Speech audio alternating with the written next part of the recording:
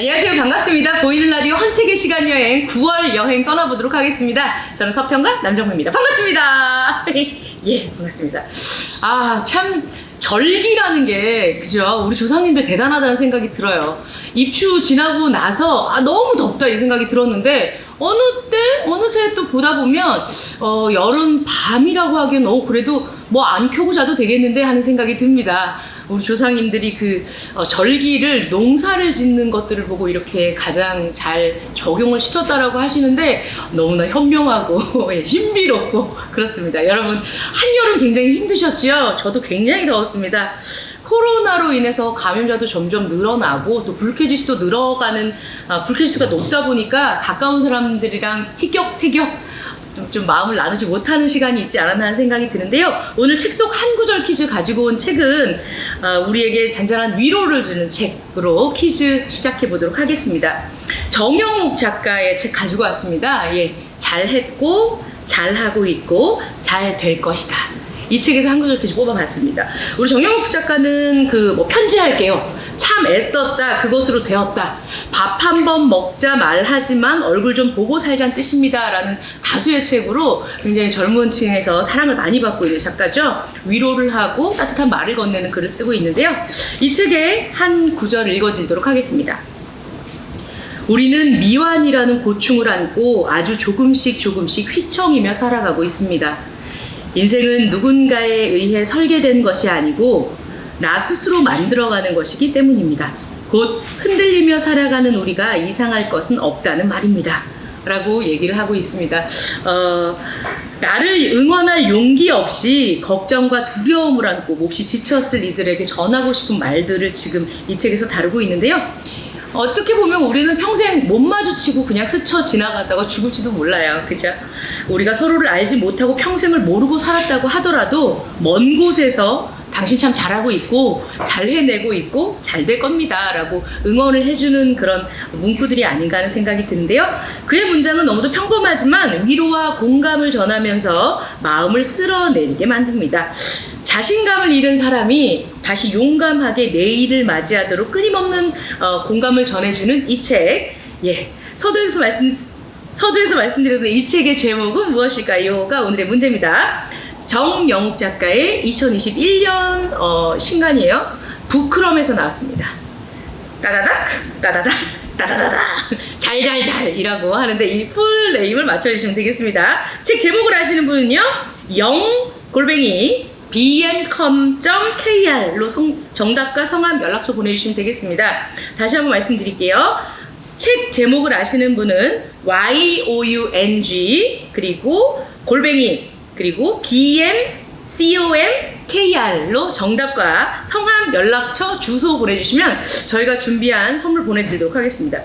이게 우리나라 분들만 보시니까 골뱅이 점 이렇게 얘기하는데 골뱅이가 영어로 뭘까? 외국 사람들한테 어떻게 얘기해야 될까 생각을 해봤는데, 네, 외국분이 계시다면 young 앱 배웠습니다. 앱. 예, bm.com.kr로 보내주시면 되겠습니다. 이 앱이 예전에 중세 때부터 예전에는 필사를 했잖아요. 복사가 없었으니까, 인쇄 기술이 없었으니까 ad 어디에서 어딘가에서 수도원에서 쓰던 사람들끼리 하던 그런 얘기였나봐요. 그게 나중에 A에 골뱅이 이렇게 씌우는 게 됐다고 합니다. bm.com.kr로 보내주시면 되겠습니다. 저희가 준비한 책은요, 윤성근 선생님. 예, 이분 안 계시면 저희가 진짜 거의 화라를 진행할 수 없을 정도로 유명한 분이십니다. 거의 헌책방에 살아있는 희조새시죠. 윤성근 선생님의 책 동네 헌책방에서 2반 127을 읽다. 이 책 저희가 선물로 보내드리도록 하겠습니다. 여러분 많이 보내주세요. 자, 그럼 첫 번째 시간입니다. 저희 책으로 읽는 영화 서울책보고의 백민철 대표 모시고 그 시절 그 영화 이야기 나눠보도록 하겠습니다. 잠깐만 기다려주세요.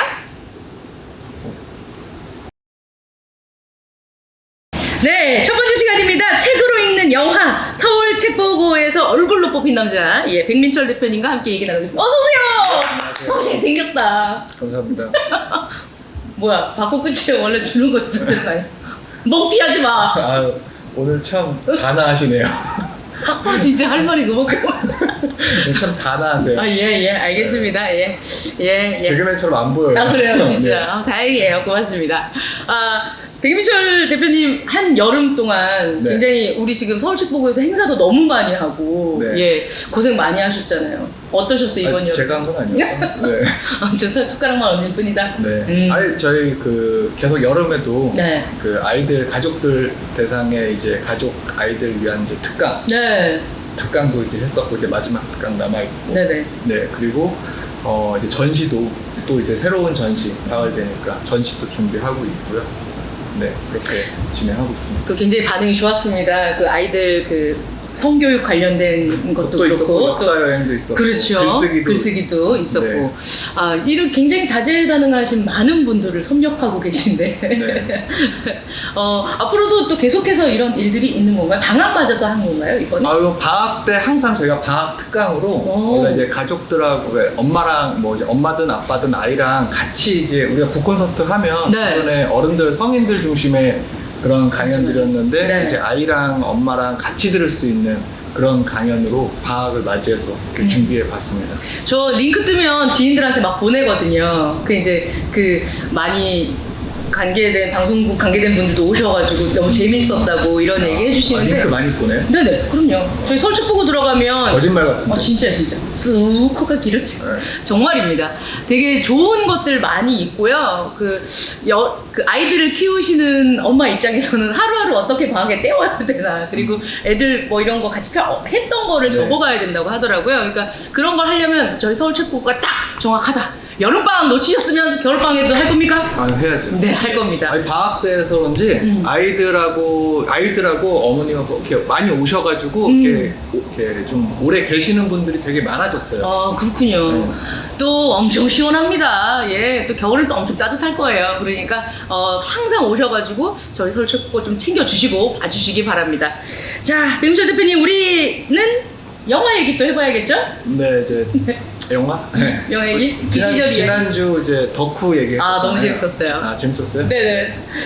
오늘도 약간 덕후식으로 네. 좀 가려고 하는데 요새 이제 책도 문학 작품들 중에 덕후들도 있잖아요. 네네네. 어떤 특정 장르를 좋아하는. 네, 요새 장르 문학이라고 하잖아요. 맞습니다. 네, 요새 예전에는 그냥 SF나 뭐 호러나 뭐 추리나 약간 미스테리 이런 것들을 그냥 그렇게 부르는데 요새는 그걸 통합해서 약간 장르 문학이라고 좀 많이들 하더라고요. 네네. 그래서 그리고 웹소설 보세요 혹시? 많이 봅니다.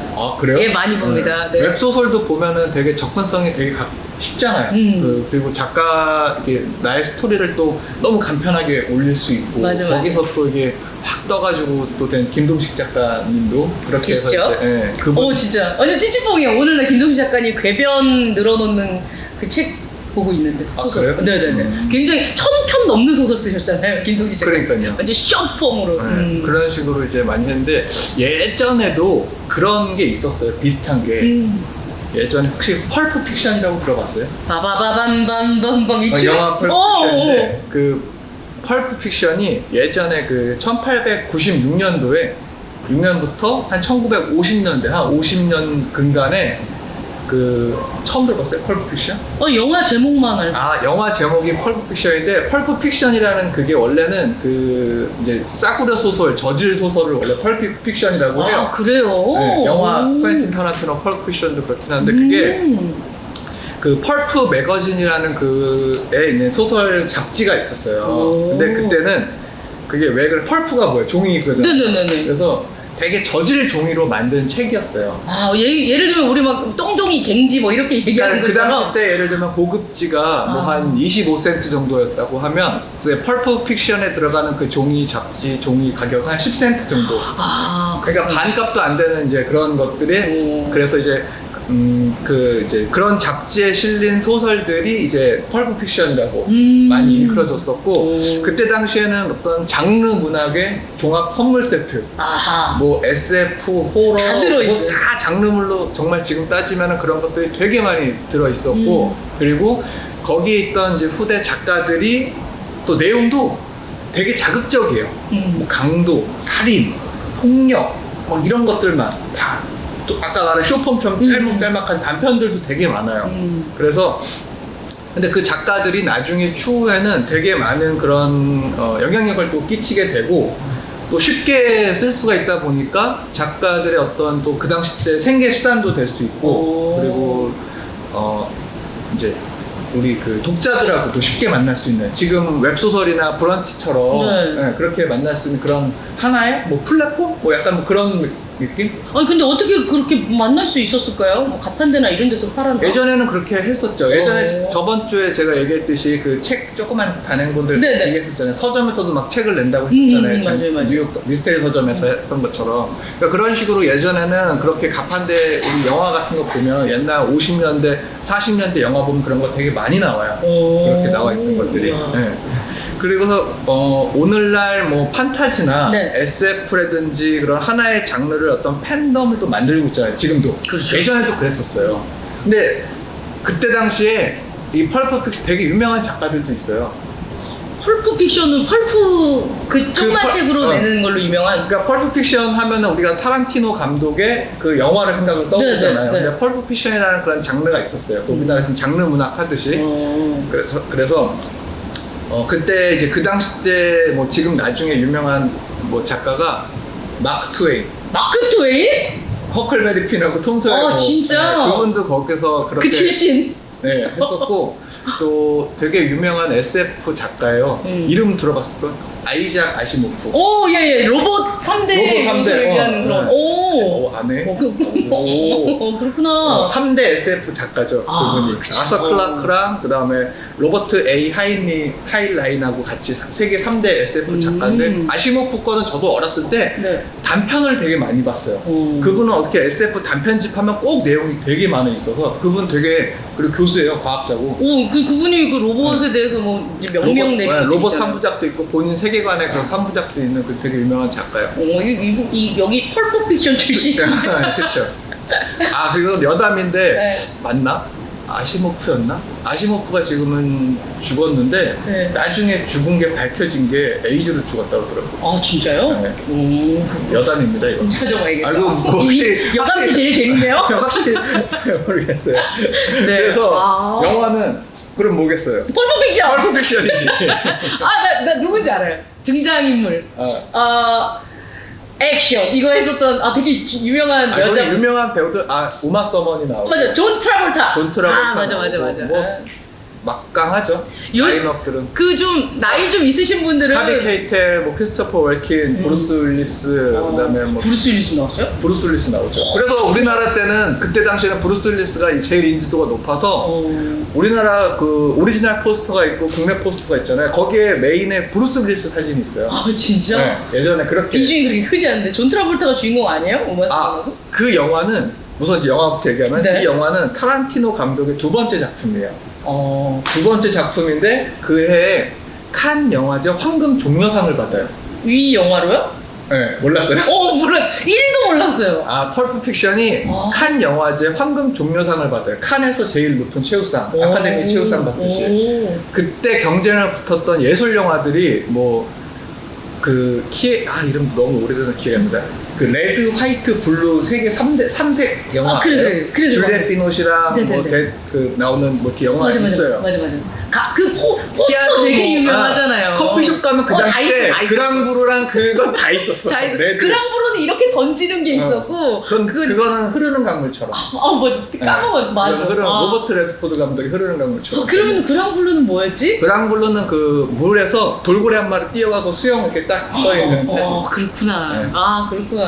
그리고 여자분 앞에 빨간색 있는. 갑자기 얘기가 꼬이는데. 그랑블루 하면 또 명대사가 하나 있어요. 뭡니까?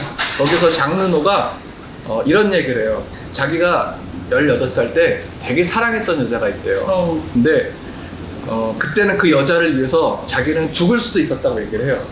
근데 지금 시점에서는 그 여자 이름도 생각 안 나는 그런 명대사가 나와요.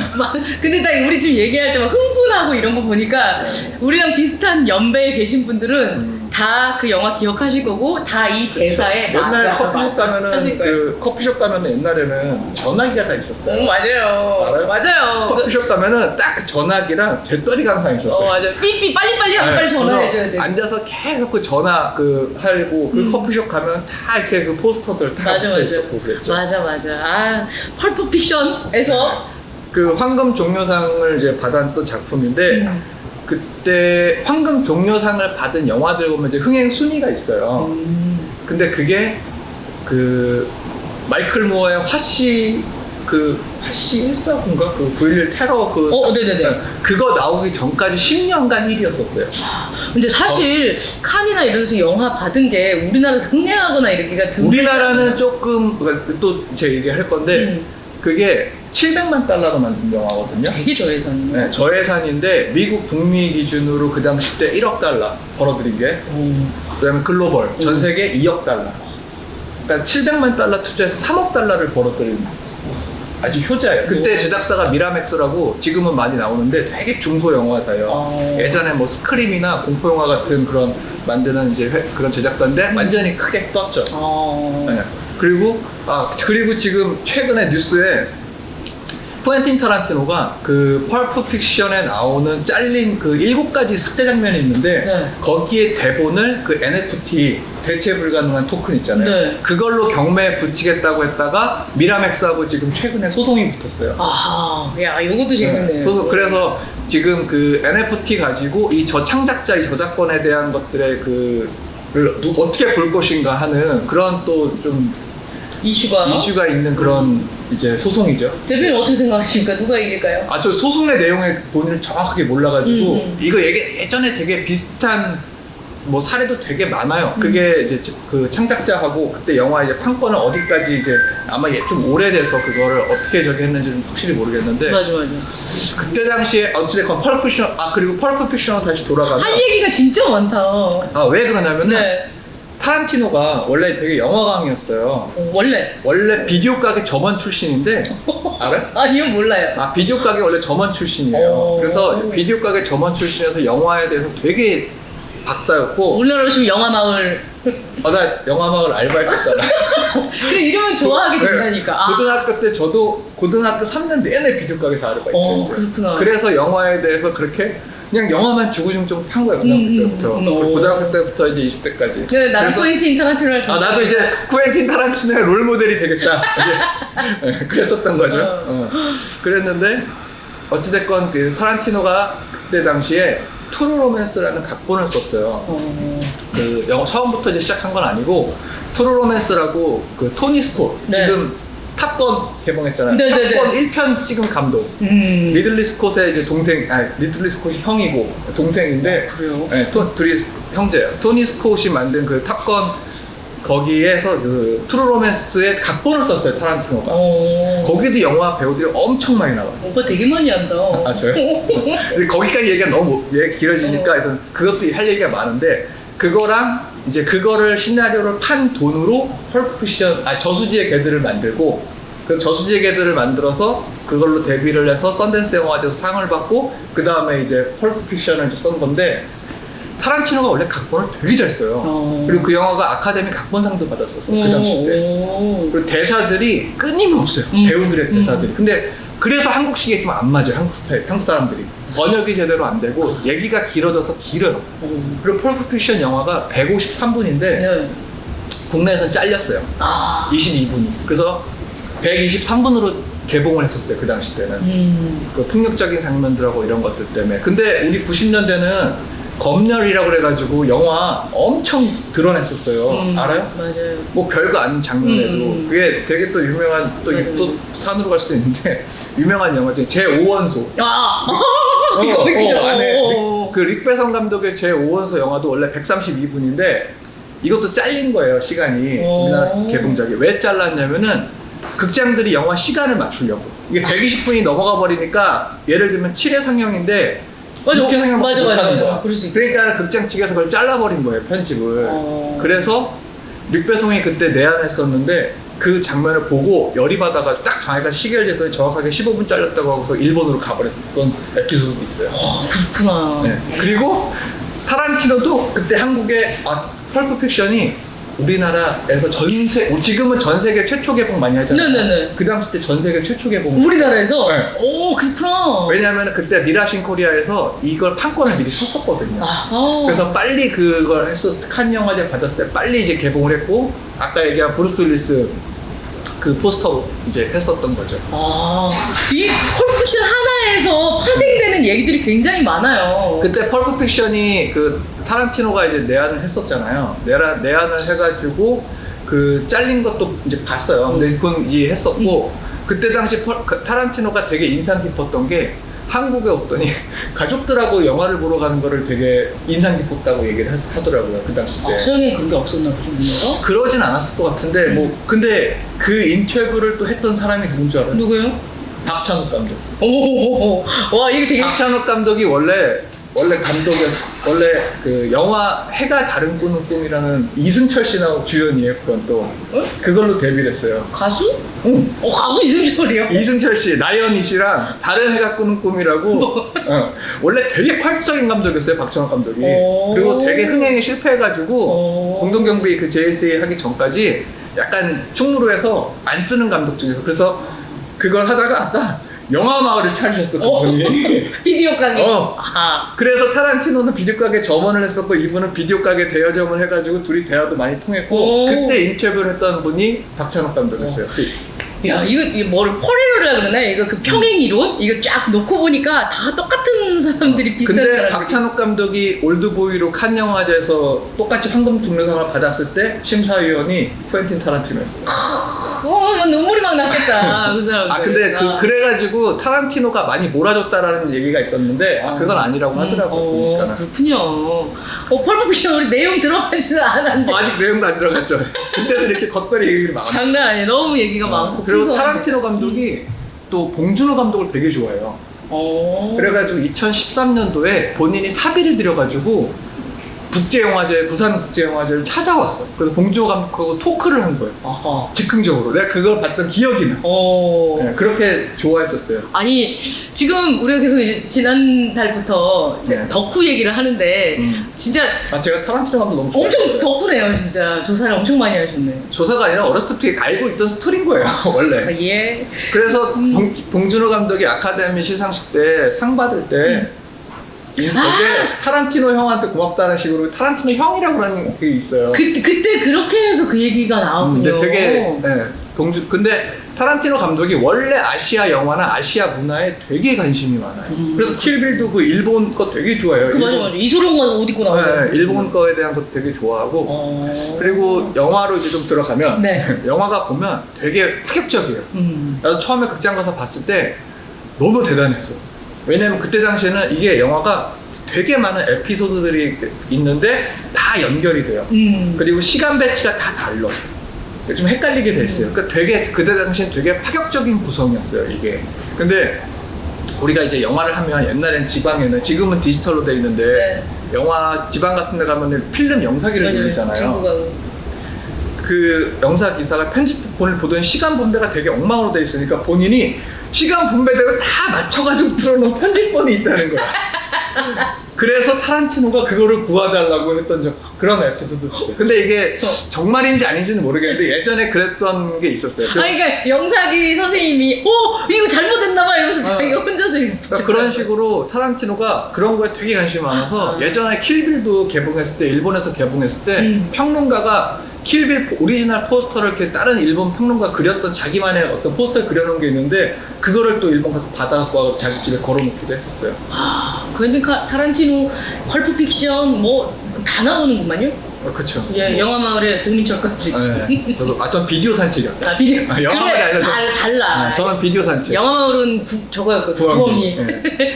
그때 거기 제일 유명한 장면이 아까 그 바바바밤 이거 맞아. 이거 추는 거. 거기 영화에 보면 OST도 엄청 끝내줘요. 맞아. 그래서 아마 첫해 은행 강도 둘이서 그 식당 터널 때 나오는 장면이 있어요. 그거 한번 이제 음악 들어보면 무슨 음악이 딱 알 거예요. 그러니까 거기서 나왔던 OST들이 지금 뭐 방송이나 TV에서도 되게 많이 나와요. 그 트위스트 거기서 춤출 때 그 안무를 존 트라볼타가 직접 짠 거예요. 그렇구나. 네, 그 존 트라볼타가 원래 예전에 그리스랑 네. 토요일 밤에 열기를 원래 그래, 춤추는 맞아요. 팍 떴다가 되게 가라앉았었어요 원래 흥행 실패했다가. 근데 타란티노가 존 트라볼타를 엄청 좋아해서 브라이언 드 팔마 감독한테 이제 섭외를 요청해가지고 캐스팅을 한 거예요. 그리고 그 당시 때 그거 찍고 나서 주가가 엄청 올라가가지고 그 다음에 뭐 브로큰 에로우나 그 다음에 페이스 오브 그 오우상 감독 둘 다 그래. 오우상, 네. 거기에 출연도 하고 엄청 주가가 올라갔었죠 그때 그 이후로. 그 존 트라볼타가 그 거기에서 여기 쏙 들어간 맞아요. 이게 섹스 심벌로 아니, 원래 이걸로 유명한 사람은 옛날에 그 마이클 더글라스랑 그 아버지 커크 더글라스랑 마이클 더글라스가 여기 턱이 쏙 들어가서 네. 예전에 막 진짜 이거 만드는 우리 이제 아빠 세대들은 요거 만든다고. 아빠 세대. 네.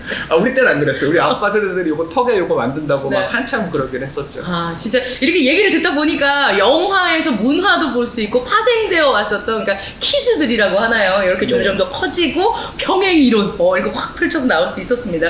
더 보태실 말씀이 있으신가요? 뭐 끝내려고 하는 것 같다. 네네 아니 이러니까 끝내려고 하는 것 같아. 앞으로 한 4달은 더 나와야 될 것 같아요. 너무 재밌어가지고. 아니 펄픽션 얘기로 지금 아직 시작도 안 한 것 아 같은데. 진짜요? 이제 영화 시작해서 얘기한 것 같은데.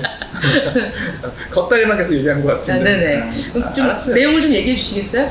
아니, 됐어요. 네, 그럼 우리 남상했어 나 네, 이제. 안 되겠어요. 생방으로 하고 있기 때문에. 아까 얘기한 이제 그 장르 문학, 장르 문학부터 이제 덕후로 해서 네. 지금의 그런 장르 문학이라고 불려졌던 것들이 예전에 기원이 펄프픽션이라는 그런 거에서 있었고, 저는 오늘 펄프 피션 처음 알았어요. 그 싸구려 저질 잡지라는 예전에 조금 격화시키던 그런 장르였는데 그게 지금도 똑같이 팬덤이 또 되어서 지금 뭐 SF가 대세잖아요. 예, 지금 예. 그런 식으로 이제 그렇게 됐고 이제 거기에 맞춰서 그 영화도 펄프픽션이라는 영화 얘기까지 네 이렇게 했습니다. 네, 좀 더 자세하고 재미있는 또 다른 풍성한 덕후가 얘기해주는 영화 그리고 그 시대 책 관련된 또 얘기는 우리 다음 시간에 또 만나 뵙도록 하겠습니다. 고맙습니다. 예, 서울책보고의 백민철 대표님과 함께했습니다. 감사합니다. 네, 감사합니다.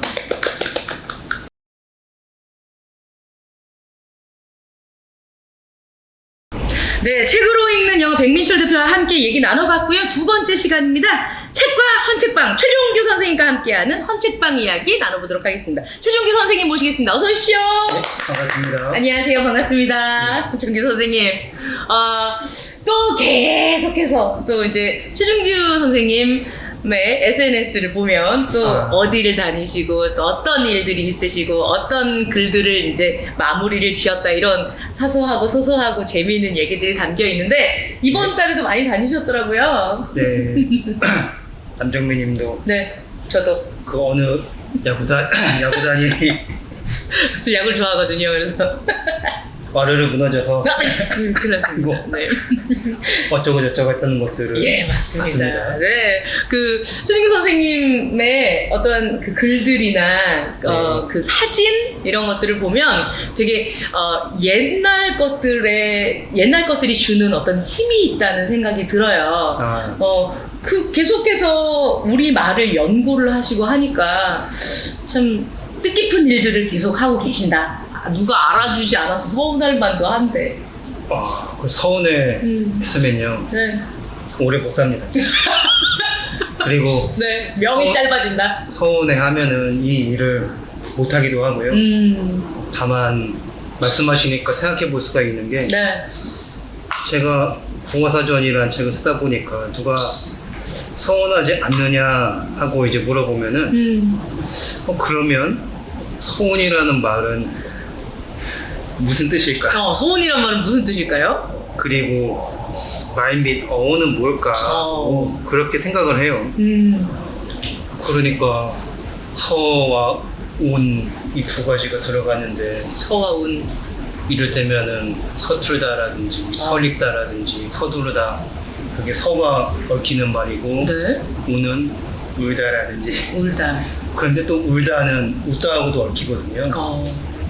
똑같은 일을 놓고 우리는 웃을 수도 있고 울 수도 있어요. 그리고 우리라고 하잖아요. 우리. 나와 너를 아울러서 우리인데 이 우리에서 울다와 웃다고 또 말미치 같아요. 그렇군요.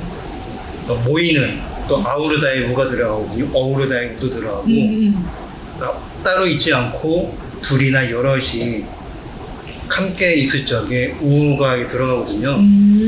그렇게 해서 느끼는 그 마음이 웃음이 될 수 있고 울음이 될 수도 있어서 누가 서운하냐 이렇게 물어보면 이런 생각만 하다 보니까 이럴 때면 서운하다는 말뜻 그대로 서운할 틈이 없습니다. 그러네요, 진짜. 근데 그 우라는 말씀, 그 어원에 네. 보면 양쪽을 잡는다는 느낌이 들어요. 왜? 그럴 수 있겠네요. 너와 나의 감정, 너랑 나라는 사람에 대한, 내 얘기도 좀 국어 사전에 들어갑니까? 예? 삐를 네. 주신 분, 이렇게? 진짜 하나하나 얘기하다 보니까 사실은 서운하냐 그러면 서운한 거에 대해 생각을 해야 되는데, 네. 우리 종규 선생님 서운이란 말 어떻게 구성이 되어 있을까? 다르게 파악하는 것 같아요. 뜻풀이를 네. 진작에 했어도 뜻풀이를 한 데는 열회가 되거나 뭐 10년이 지날 수도 있기 때문에 그렇군요. 그 사이에 내가 이 서운이라는 느낌을 스스로 얼마나 더 겪어봤고 둘레에 있는 이웃분들은 서운한 일을 어떻게 겪었을까를 생각해 보면서 뜻풀이를 보태기도 하고 새로 넣기도 하고 그렇습니다. 예, 아주 귀한 일 하십니다. 네. 최준기 선생님 저 만나자마자 이거 주셨는데 네, 제주도에서 이거 하셨나봐요. 8월 31일까지였는데 안타깝게 지금 9월이라서 가보지는 그렇죠. 못할 것 같지만 이런 행사를 계속 하시는 거죠? 할 수 있으면 하고 할 수 없다면 네. 기다리고 그러나 이렇게 하나하나 하면서 저 스스로도 돌아볼 수 있을 뿐만 아니라 네. 제가 사랑에 맞지 않는 나라 곳곳에 있는 마을책집에서 일하시는 분들도 여러 가지 재미난 자리를 꾸며볼 수 있다고 할까요? 네, 네. 우리말 사전을 쓰는 사람이 쓰는 동시라면은 네, 다를 수밖에 없지 않습니까? 맞습니다. 어느 동시인 분들이 쓰는 글하고 다르니까 그러한 글에다가 또 우리 집 어린이와 청소년은 시골에서만 살기 때문에 시골에서 살아가는 어린이하고 청소년이 제가 쓴 동시에 그림을 곁들여주면은 확 다르거든요. 네. 그야말로 시골스러운 시골빛이 뿜어져 나오는 이야기를 이제 마련해 보려고 요모조모 다니기도 합니다. 네. 오늘 이 시간에도 마지막엔 또 최준기 선생님의 예쁜 동시 저희가 감상할 수 있으니까 끝까지 봐주시기 바랍니다. 자, 최준기 선생님, 우리 같이 헌책방 다녀야 되는데요. 이번에는 네. 어떠한 책방, 어느 지역으로 가볼까요? 오늘 여기 서울로 오기 앞서 네.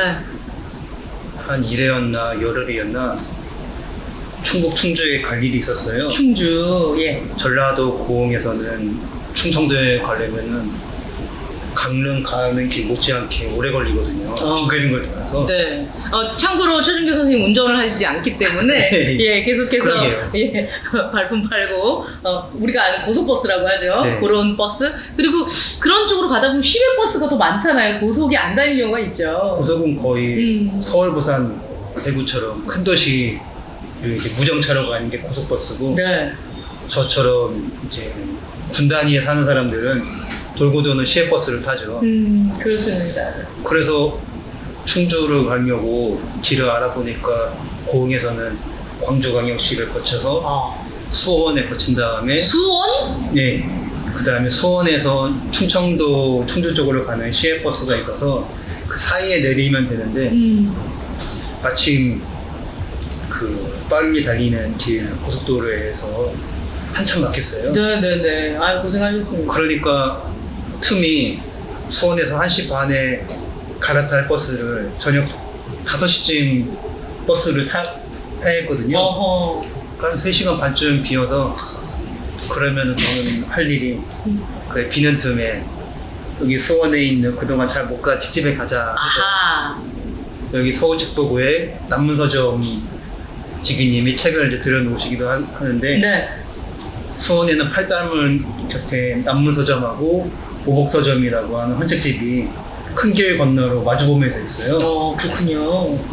남문서점은 여기 책보고에 오시면은 네. 남문책을 만나실 수 있고 남문 맞은편에 있는 오복서점은 수원 마실 하시면서 저처럼 버스라든지 뭔가 이 틈이 어긋난다든지 네.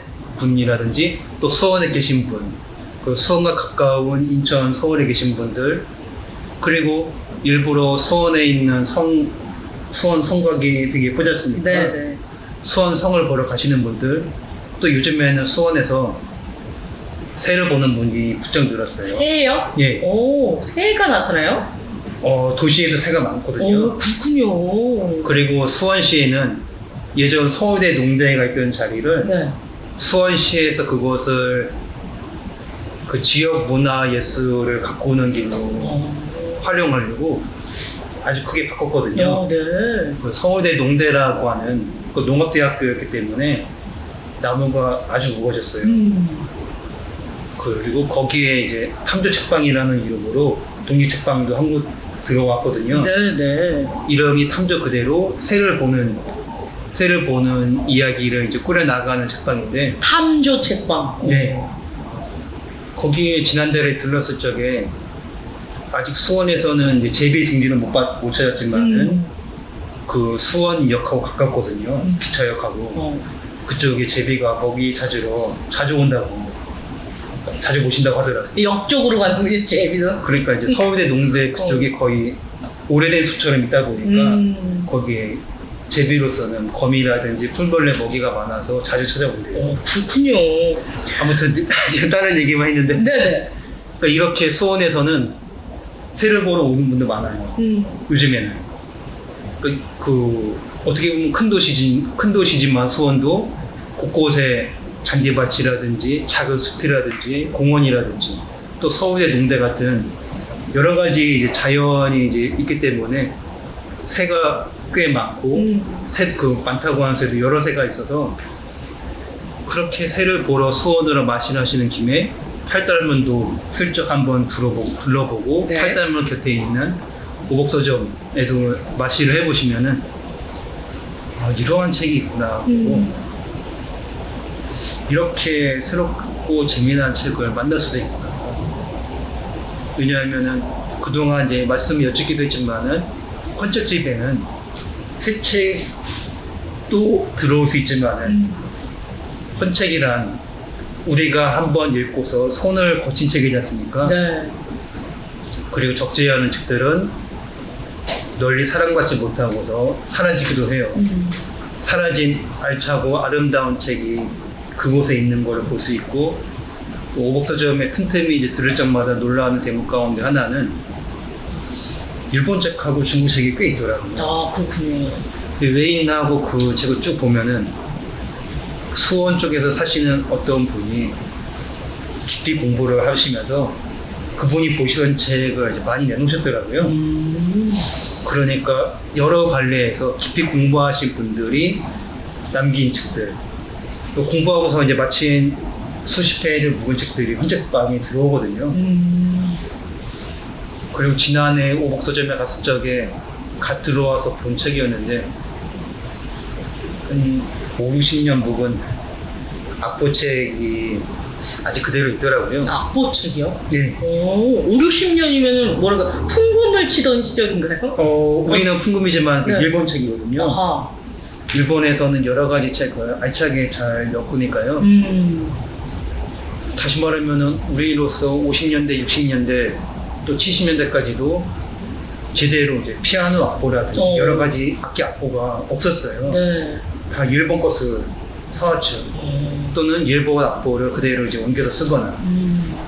그 음악 공부를 하신 분이 피아노 연주를 하셨다고 들었어요. 채권 사장님한테 들으니까 그분이 한가득 이제 모아놨던 오래된 예쁘고 깔끔한 피아노 악보 책을, 저는 피아노 연주를 안 하기 때문에 네. 구경만 하고 안 샀어요? 예, 안 샀어요. 사지는 않고 어떻게 보면 악보책도 새 책으로도 헌책으로도 좀 만나기가 어렵거든요. 네. 그러한 뜻밖인 책들을 헌책집으로 나들이를 하시면은 기쁘게 만나실 수도 있어요. 악보책만이 아니라 여러 가지 책. 예. 뭐 예전에 한창 때는 막 그 노란색 종이에 뭐 이승환 뭐 이렇게 해갖고 앞에 이렇게 해서 악보 나오고 있었는데 네. 최신가요 악보가 한 장에 막 500원부터 뭐 2,000원까지 하고 이랬었는데 그런 것의 고급 버전 그런 것의 클래식 버전들의 책, 옛날에 있었던 책들이군요. 베토벤이라든지 쇼스타코비치인가 뭐 그런 모차르트라든지 그런 어쨌든 이름을 이제 읽어보기로는 그런 악보들이 작은 이제 얇고 작은 문고판 악보를 있더라고요. 더 이제 값싸게 사서 볼 수 있는 악보였어요. 네. 아직 늦지 않았습니다. 지금 팔달문에 가시면 오복서점이 있는데요. 예, 거기 가면 일본어, 중국어 관련된 공부하시는 네, 그렇죠. 분들의 책과 그리고 문고본으로 되게 귀한 책들이 나와 있다. 지금 팔달문 수원 팔달문 앞에 있는 오복서점에 대한 얘기를 하고 있습니다. 네. 그죠? 예. 그리고 악보는 네. 외국어를 몰라도 그 콩나물만 읽으면 되니까. 맞습니다. 요즘 보니까 직접 그 칼림바인가요? 뭐 이거 만들어서 하시는 분도 계시고 하더라고요. 그러니까 직접 그거 보시면서 또 자신만의 음악 세계 펼쳐보시는 것도 좋을 것 같네요. 자, 오복서점에 그 최종규 선생님께서 환승을 기다리시면서 네. 예, 거기 가서 방문하셔가지고 또 이제 읽어보셨습니다. 또 어떤 얘기 나눠볼까요, 오복서점? 한 열흘쯤 앞서는 그런 책도 봤지만은 한 열 몇 해 앞서는 한 두어 달치 살림돈을 긁어 모아서 사진책을 한 적이 있어요. 네. 그게 열 몇 해 앞서니까 그때 돈으로 한 120만 원을 썼는데 비싸네요. 비싼다고 좀 생각하진 않았어요. 네. 그게 일본 사진가 시노야마 기신이라는 사람이 있어요. 시노야마 기신. 그분은 이제 예쁘장한 여자 배우를 옷을 다 벗겨서 사진 찍는 분인데 이분이 70년대가 저물 무렵에 갑자기 실크로드에 꽂히셔서 일본부터 배를 오직 그 걸어서 다니는 길만 육로라고 하는 것으로 실크로드를 다 지나다니고서 사진을 찍은 적이 있어요. 되게 실크로드 얘기로만 들어봤지 우리가 알고 있는 세기에 살고 있는 사람이 걸었다는 거는 지금 처음 들었습니다. 그 일본 사진 작가에서 이제 시노야마 기신이라는 사람이 찍는 이제 사진이 워낙 그렇게 이제 여자 배우 사진으로만 이름 나서 네. 이 사람이 그 비단길을 찍을 줄은 아무도 몰랐는데 네. 그렇기 때문에 이분이 일본부터 한국, 중국 그리고 이제 동아시아, 중동으로 쭉 가서 그리스였나 이탈리아 그쪽에서 이제 마무리를 지었는데 그거 가운데 이제 둘째권이 한국이었어요. 아 그래요? 이 몇 권의 책이 있나 보죠? 그게 9권이었나 11권이었나 그래서 이제 한국 이야기만 살 수 없고 네. 통째로 다 사야 해서 되니까. 근데 일본에서도 그 사진책이 꽤 비싸거든요. 워낙 이제 오래된 거고 예. 79년인가 80년쯤 그 무렵에 나왔어요. 그리고 사진이 다 무지갯빛 칼라이고요. 아 그렇군요. 그래서 더 비싼데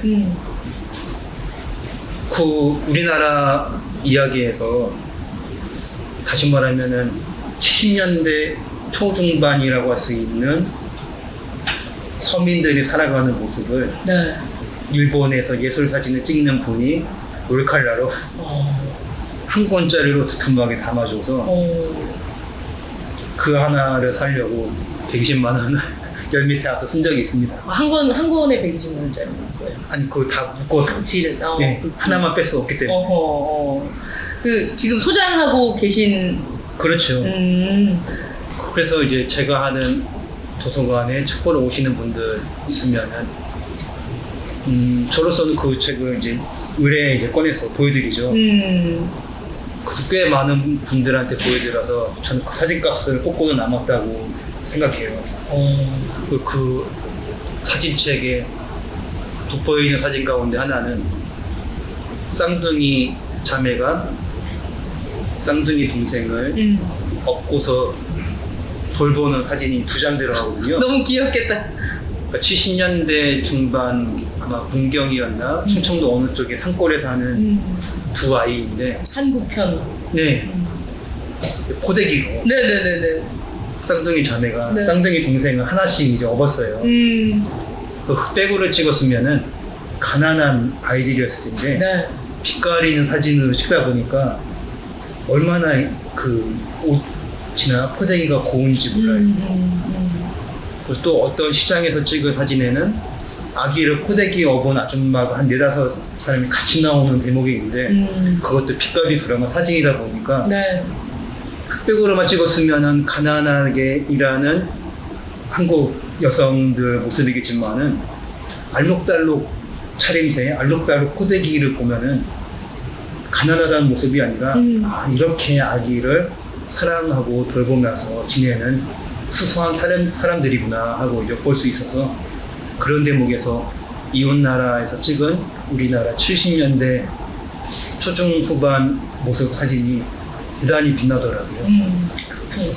그 포대기라고 말씀하셔가지고 생각이 나는데 이여령 선생님의 네. 글 보면 우리나라에서 태어난 우리나라 사람들이 굉장히 선한 이유가 태어나자마자 엄마 등에 이렇게 딱 붙어서 친밀감 굉장히 형성해서 사람들이 순하다고 그렇게 표현을 해놓으셨더라고요. 그 왜 외국에서 보는 슬랭이나 이런 거랑 좀 다른 느낌이잖아요. 그래서 네. 포대기로 아이를 꼭 따뜻하게 업혀서 엄마의 시각으로 이제 볼 수 있기 때문에 호기심이라던가 아니면 아이들이 순하고 엄마에 대한 밀착, 애착 같은 것들이 많아서 우리나라 사람들이 순하다라고 표현을 한 글을 본 적이 있는데 색감이 들어가니까 또 다르게 해석이 되는 거군요. 이래서 사람들은 많이 봐야 되고 많이 읽어야 된다 생각이 듭니다. 그 포대기라고 하니까 네. 포대기가 우리말 맞죠? 네, 우리의 말인데 어. 말씀하신 이제 이야기에서도 나오거든요. 네. 포대기가 왜 아기한테도 좋은가 하면은 네. 그 포가 폭신, 포근하다 그 말하고 얽히거든요. 아, 그렇군요. 그러니까 아기를 포근하게 감싸주는 천이 포대기예요. 아, 그래요. 그 포근하다, 이 폭신하다는 어떻게 이제 말밑이 이어가냐면은 네. 우리말은 아하고 어, 우하고 우가 맞물려요. 아, 오, 우. 그러니까 포근한 품이에요. 품이지 않으면은 따뜻하다고 하는 것과 다른 포근하다, 네. 푸근하다. 그렇죠. 푸근하다라고도 하잖아요. 네. 포근하다만이 아니라 그 포가 이렇게 얽히는데 또 더 얽히면은 품맛이라든지 품맛이. 품을 이제 나누는 그 일은 서로를 그 마을에서 조금 이제 힘들거나 가난하거나 또는 식구가 적은 집안 일을 서로 이제 돌아가면서 안아주는 그런 일이란 뜻인 거죠. 알고 보면 그냥 간단 말하면 협동만 한 게 아니고 마을에서 서로 살리는 길이 이제 품앗인 거예요. 그런데 이제 푸에 리을 받침을 넣으면은 풀. 불에 흔하게 있는 풀이 숲을 푸근하게 이루는 숨결이에요. 저는 한자말이라서가 아니라 잡초라든지 야생초 같은 말을 그다지 안 좋아하고 풀이라는 낱말을 일부러 더 쓰거든요. 네. 왜냐하면 풀이라는 낱말 말밑은 앞서 말씀드린 것처럼 품맛이 푸근하다, 포근하다, 포대기 다 하나로 얽혀서 풀이라는 낱말을 우리가 혀에 얹어서 말하면 말할수록 우리 스스로도 푸르게, 그러니까 푸르다라는 말도 마찬가지인 거예요. 네네, 푸르다. 푸르다가 우리 스스로를 더 푸근하게 해주는 기운인 빛깔을 가리키는 낱말이거든요. 네. 이렇게 말로 이렇게 해보니까 그게 우리에게 주는 것들이 바로 이렇게 오네요. 네. 푸근하다, 폭신하다, 푹딱하다 이런 말 다 너무 네. 좀 편안해지게 하는 말이잖아요. 네. 네. 아, 종기 선생님이랑 얘기를 나눠보다 보면 대단히 감성적이신 분이신데 또 대단히 학구적이신 분이기도 하다라는 생각이 듭니다. 오늘은 팔달문에 네. 위치한 오복서점에 대해서 알아봤습니다. 그리고 탐조 책방이라는 독립책방도 있다고 하니까요. 수원에 가시는 분은 또 챙겨서 책 좋아하시는 분들 한번 둘러보셨으면 좋겠습니다. 최준기 선생님 오늘은 숨노래 작가님으로 또 동시 또 지어 오셨지요. 예, 네. 저희가 또 아름답고 낭낭한 목소리로 어떤 작품을 가지고 오셨는지 지으셨는지 좀 들어볼까요? 뭐 오늘 바로 써도 오늘 바로 쓴 것도 있습니다만은 네. 조금 이제 묵혀본 글인데요. 네. 니사라고 하는 사람 이야기를 써봤어요. 니사? 니사는 2008년에 3인이라는 출판사에서 마저리 쇼스탁이라고 하는 인류학자가 내놓은 책을 우리말로 옮긴 판이거든요. 네. 니사라고 하는 이름인 이 책은 91년이었나 처음 나온 때가 어떤 책이냐면은 이제 쿵이라고 하는 이름을 쓰는 아프리카에 있는 어느 수렵채직을 하는 오래된 부족 그 이야기를 담은 책이에요. 네.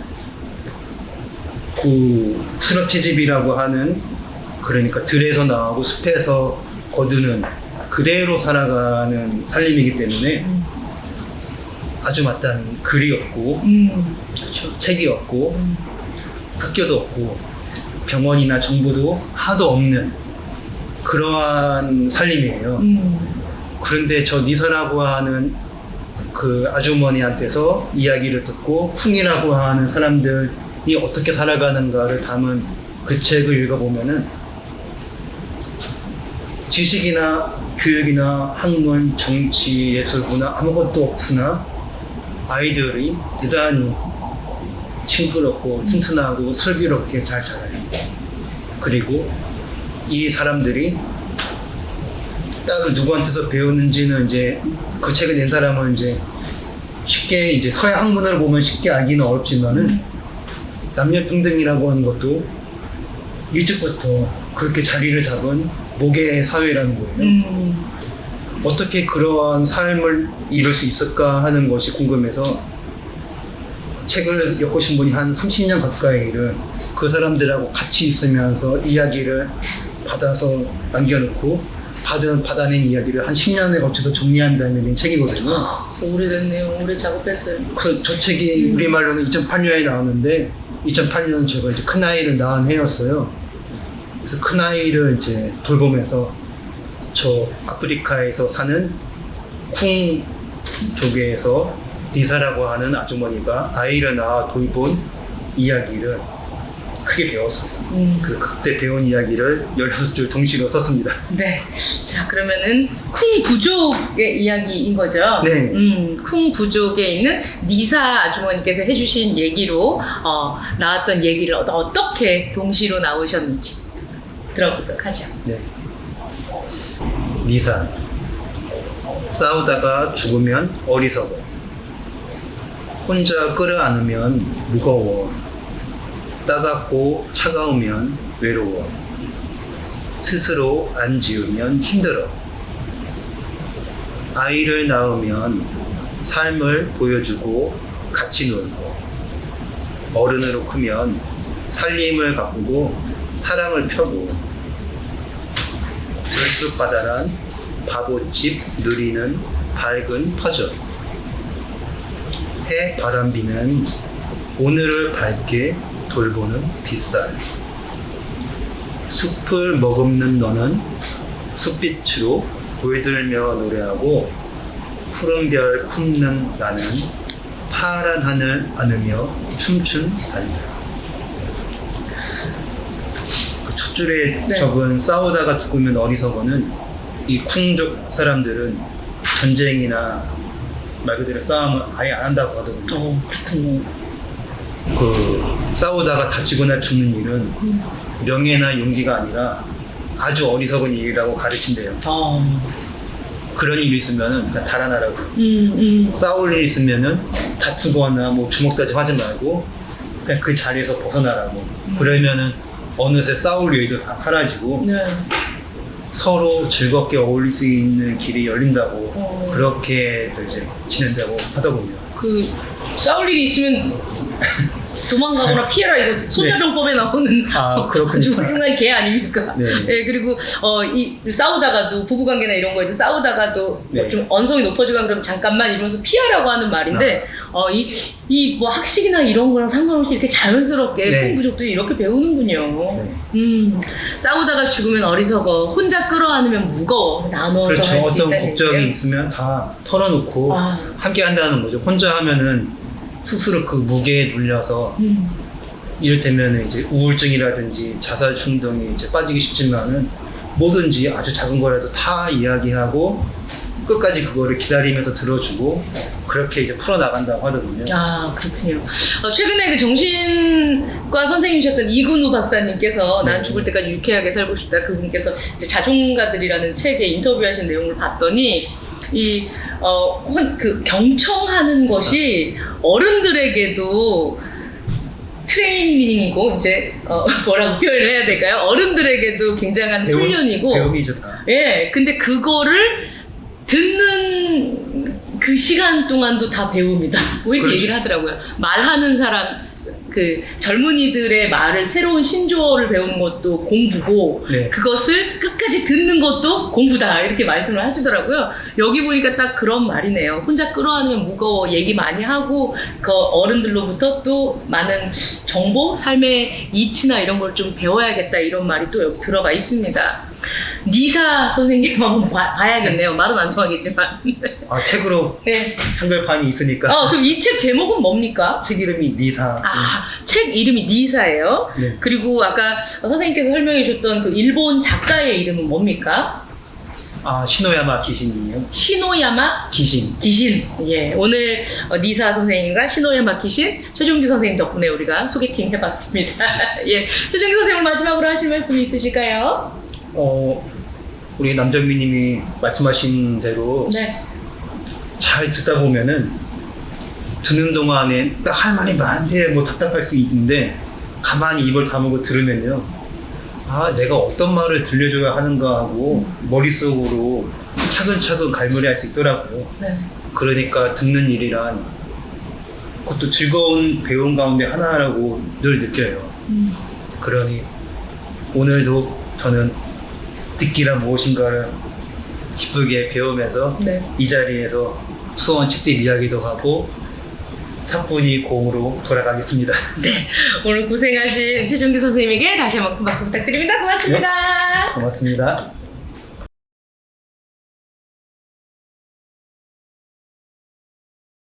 네, 세 번째 시간은요, 책으로 만나는 문학 시간입니다. 우리 모두의 문학 선생님이시죠? 전석순 소설가 모셨습니다. 어서오세요. 안녕하세요.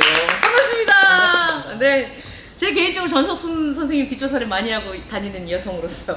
그러시군요. 예, 뭐 아주 길쭉길쭉하게 아주 좋은데 막 잘 다녀오셨던데, 예쁘게 사진 찍힌 것이 개인 SNS에 올라와 있던데요. 네. 인생이 아까워서 많이 돌아다니고 있습니다. 너무 좋은 말이다. 인생이 아까워서 많이 하루하루 돌아다니고 있다. 아까운 시간입니다. 맞아요. 이제 가을이 되니까 또 갈 데도 많이 있잖아요. 네.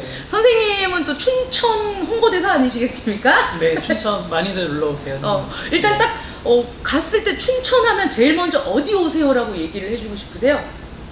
그때그때 계절별로 또 추천해드리는 코스가 좀 다른데요. 아우. 최근에는 삼악산 케이블카가 삼악산. 삼악산. 삼악산. 네, 우리나라에서 제일 긴 케이블카이기도 하고요. 어허. 호수도 볼 수 있고 산도 볼 수 있어서 가을에 특히 타시면은 후회하지 않으실 것 같아요. 좋습니다. 네. 예, 옆에 이제 책 한 권 끼고, 특히 또 새로 나온 전석순 선생님의 모피방 책을 끼고. 네, 더더욱 좋습니다.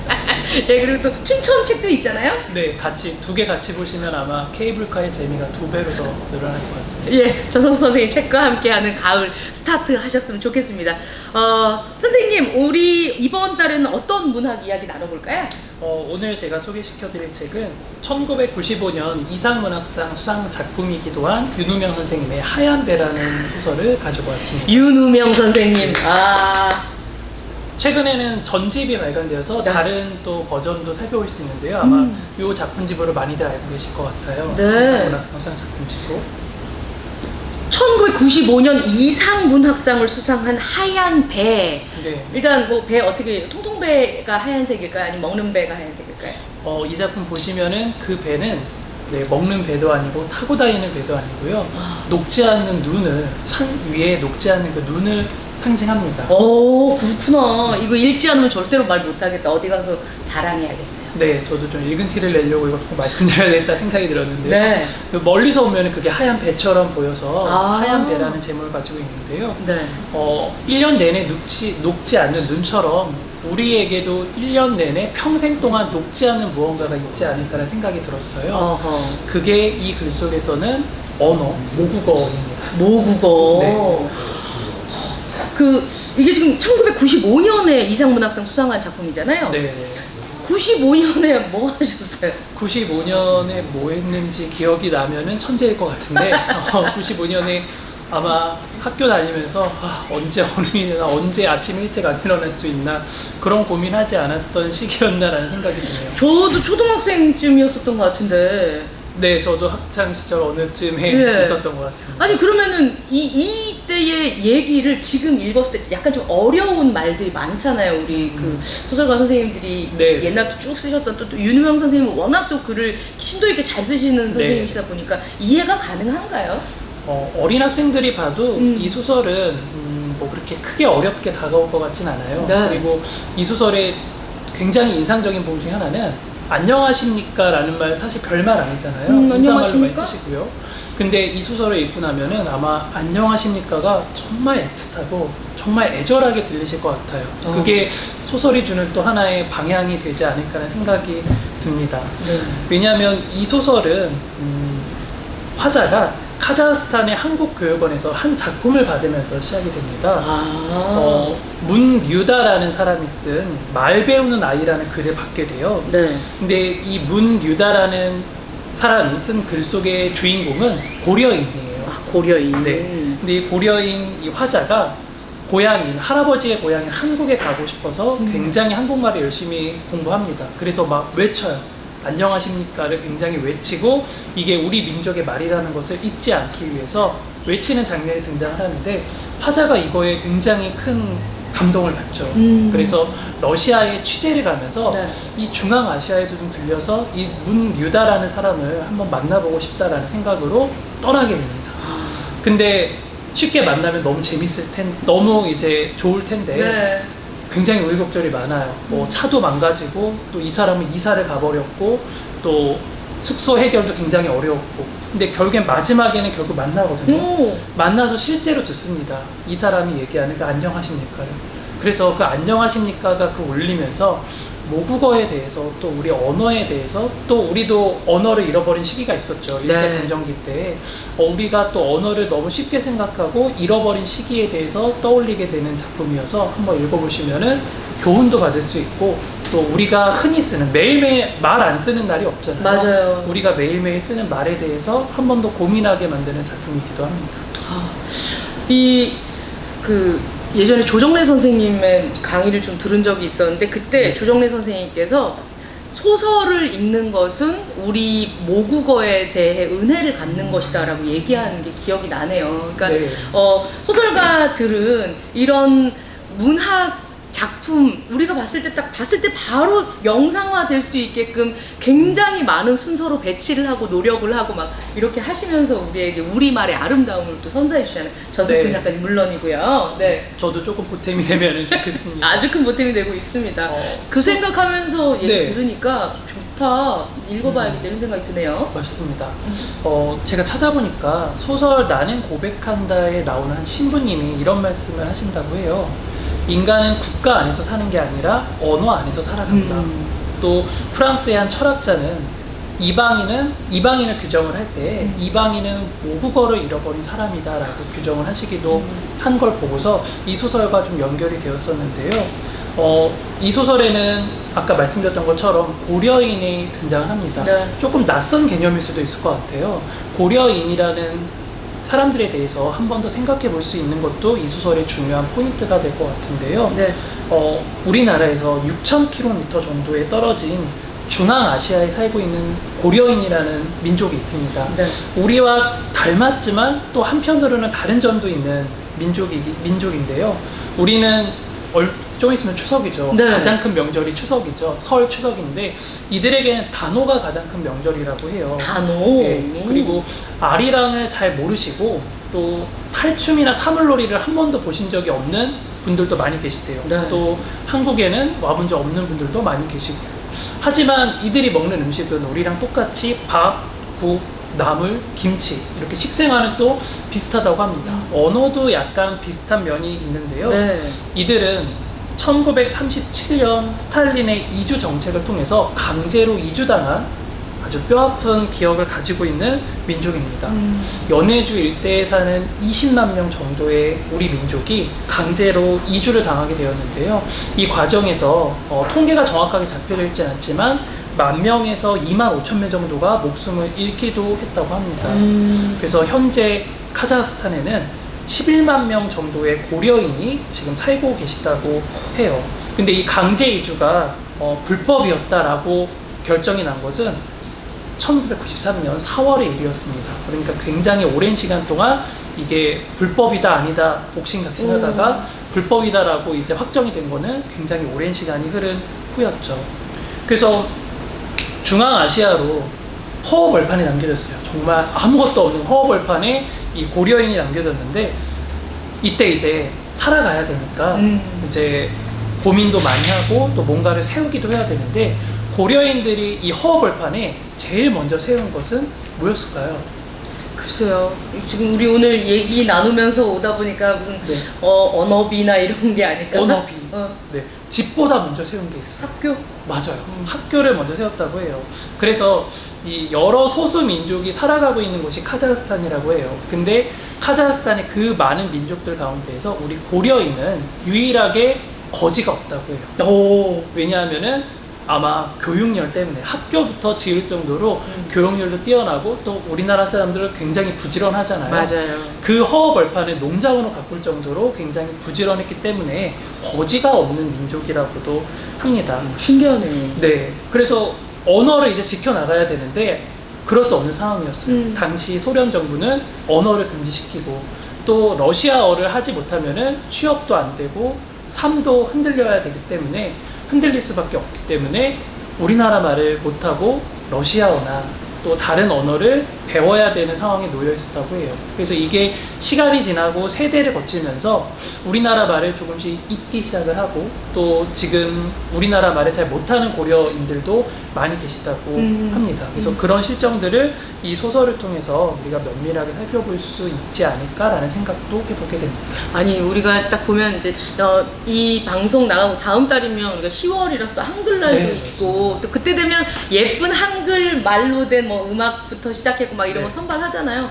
지금 많이 문제가 되고 못 알아듣는 것 중에 하나가 줄임말들이 너무 많아지고 예 그리고 막 뭐 급식체 사전 이런 책들도 나왔지만 다 대화가 안 통하면 문화도 어떻게 좀 전통적인 문화도 연결이 안 되고 이어지지 않고 할 텐데 이분들은 그렇게 해서 교육을 할 수 있는 학교를 만들었기 때문에 네. 우리말도 계속 하고 있는데 그쪽도 지금 세대는 또 한글을 모르시는 분들이 있군요. 고려인들 중에서도. 네. 하지만 좀 다행인 점은요. 네. 요즘 K-팝도 있고 아하. 또 드라마 대장금, 주몽 이런 드라마들도 그쪽에서 굉장히 열풍을 일으켰다고 해요. 오. 그래서 이제 좀 한국어 교육에 대한 조금 환경들이 네. 조금 나아지고 있다고 해요. 근데 지금 보시면 지금 그들이 쓰는 말들은 우리가 표준어랑도 약간 거리가 있다고 해요. 오. 예를 들면은 된장은 자이라고 부르고 자이. 또 무엇입니까는 무시개 이렇게 무시개. 부르고요. 그리고 이름을 부르는 형식은 그래도 좀 남아 있는 편인데 성은 그대로 남아 있다고 해요. 오. 근데 우리 뭐 김씨도 많고 이씨도 많이 있잖아요. 근데 거기에는 조금 독특한 성이 있어요.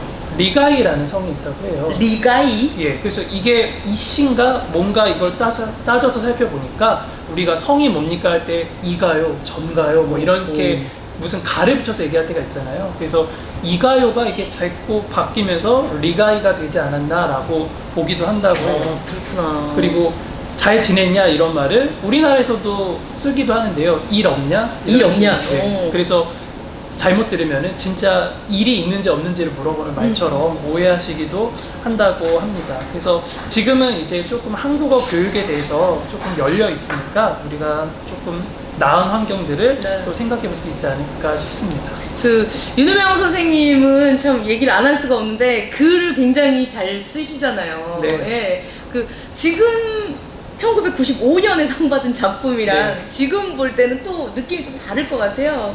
윤우명 선생님은 또 시도 같이 쓰시는 그렇죠. 걸로 우리가 또 잘 알고 있죠. 예. 그래서 문장을 보게 되면은 시적 언어나 시적 감수성도 굉장히 면밀하게 살펴볼 수 있지 않을까 싶습니다.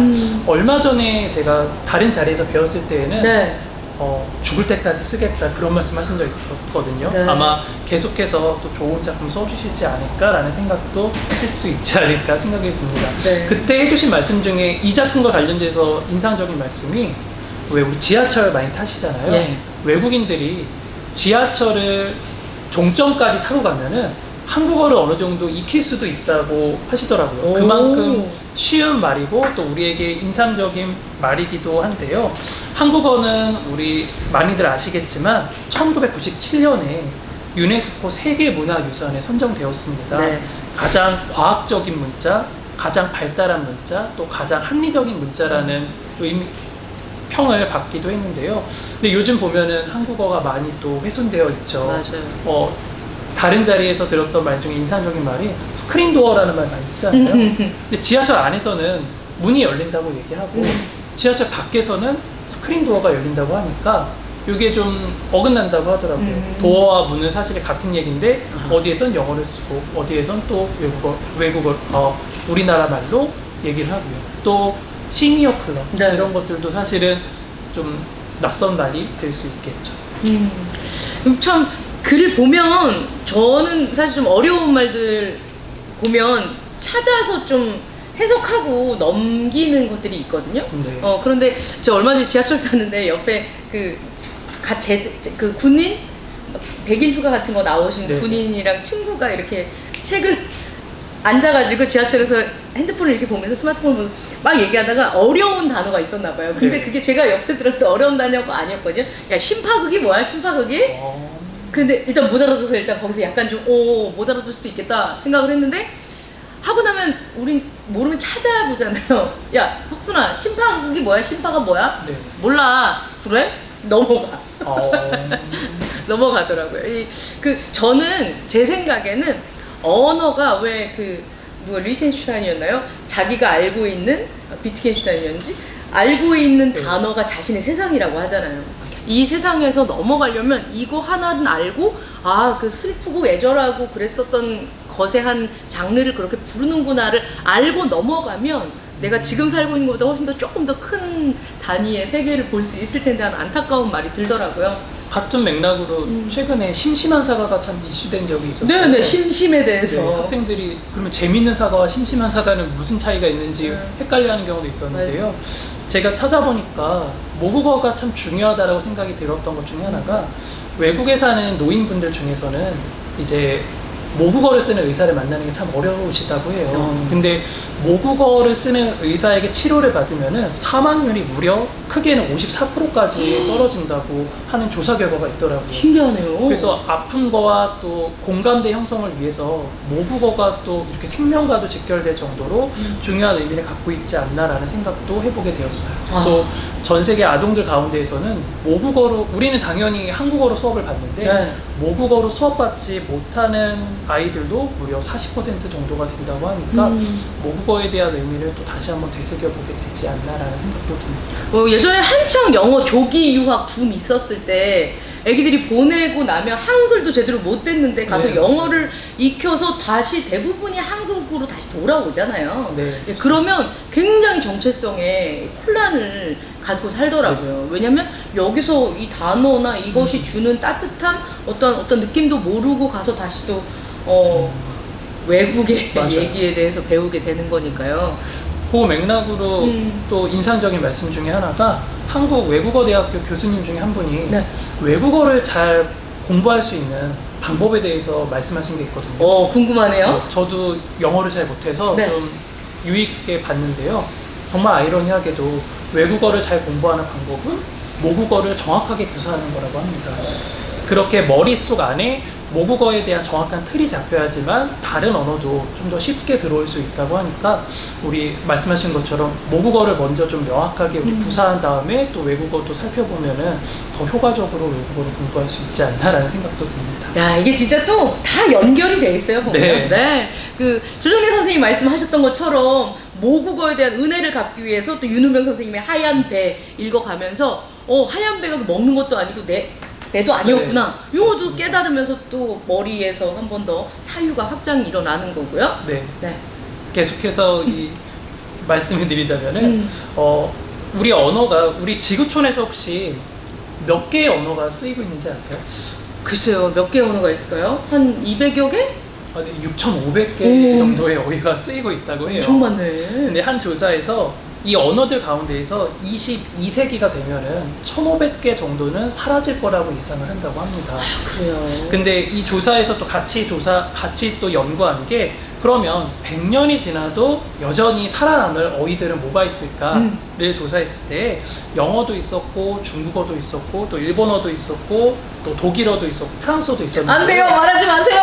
이 중에 다행히 한국어도 있었다고 아, 해요. 다행이다. 휴. 그래서 그만큼 우리나라 언어가 참 생명력도 굉장히 강하고 또 세계적으로도 사라지질 않을 어휘에 선정될 정도로 굉장히 우리에게 또 소중한 말이 되지 않나라는 생각도 이 소설을 읽으면서 같이 해보게 되었습니다. 경쟁력이 있습니다. 네, 한글이. 한국어 많이 공부하셔야 될 것 같아요. 맞습니다, 맞습니다. 한국어에 대한 자세한 또 얘기는 우리 최종규 선생님이 다음 달에 나오시면 또 이런 거에 대해서 또 얘기를 또 여쭤볼 수 있을 것 같아요. 네. 네. 아, 전석 선생님 마지막으로 또 하실 말씀 있으실까요? 네, 올해는 또 특별한 해이기도 하다고 해요. 한국과 카자흐스탄이 수교 30주년을 맞이하는 해가 올해의 해이기도 합니다. 네. 그래서 또 그만큼 또 고려인에 대한 생각도 한 번 더 해보게 되는 해일 수도 있지 않나라는 생각도 해보게 되는데요. 한국어의 교육이라고 하는 것은 외국인뿐만 아니라 또 고려인뿐만 아니라 지금 한국어를 쓰고 있는 우리 자신에게도 굉장히 중요하지 않나라는 생각이 듭니다. 또 이 고려인들의 소원 중에 하나가 우리나라에 와서 일을 하고 또 우리나라에 대해서 공부하는 거라고 합니다. 또 우리나라에 오는 고려인들에게 아마 우리 환경이 또 한글을 굉장히 잘 가꾸고 누군가에게는 굉장히 애틋한 문자가 지금 잘 발전되어 있고 또 잘 지켜지고 있다는 것도 보여줄 수 있지 않을까라는 생각도 같이 덧붙여봅니다. 네. 윤후명 선생님의 하얀 배, 1995년 이상문학상 수상작 하얀 배를 읽으면서 그 안에서 볼 수 있는 우리 말, 우리 글에 대한 감사함 지켜야겠다. 그리고 카자흐스탄에 대한 얘기까지 전석순 선생님과 같이 얘기 나눠봤습니다. 선생님 오늘 고맙습니다. 감사합니다. 수고하셨습니다. 감사합니다. 감사합니다. 네, 서울도서관TV 서울 책보고 보이는 라디오 헌책의 시간여행 9월 시간여행 함께 다 끝내봤습니다. 오늘 오프닝 퀴즈 책 속 한 구절 퀴즈 정답 알려드리겠습니다. 이 책의 제목은 무엇일까요? 였는데요. 정답은 정영욱 작가의 잘했고 잘하고 있고 잘 될 것이다 입니다. 예, 정답을 맞춰주신 분께는요 저희가 따로 개인적으로 메일 보내드리도록 하겠습니다. 참여해주신 모든 여러분 고맙습니다. 저희는 또 다시 예쁘고 풍족하고 많은 글들로 여러분에게 10월에 다시 인사드리도록 하겠습니다. 건강하시고요. 저희는 다음 달에 만나요. 고맙습니다.